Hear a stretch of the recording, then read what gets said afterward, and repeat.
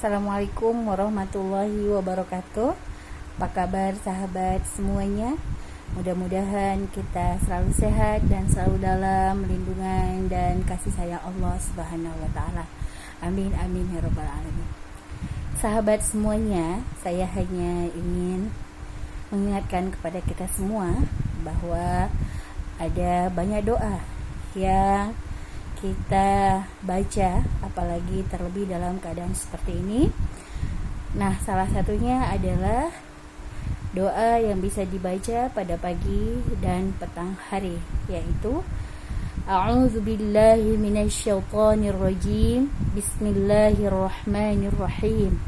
Bismillahilladzi la yadurru ma'asmihi syai'un fil ardi wala fis sama'i wa huwas samiul alim. Kemudian itu bisa dibaca pada pagi dan petang hari. Kemudian apabila sahabat-sahabat semuanya hendak keluar dari rumah, mau bepergian kemana saja, bisa dibaca A'udzubillahi minasyaitonirrajim. Bismillahirrahmanirrahim. A'udzu bikalimatillahi tammah min syarri ma khalaq. Mudah-mudahan bermanfaat bagi kita semua. Terima kasih. Assalamualaikum warahmatullahi wabarakatuh.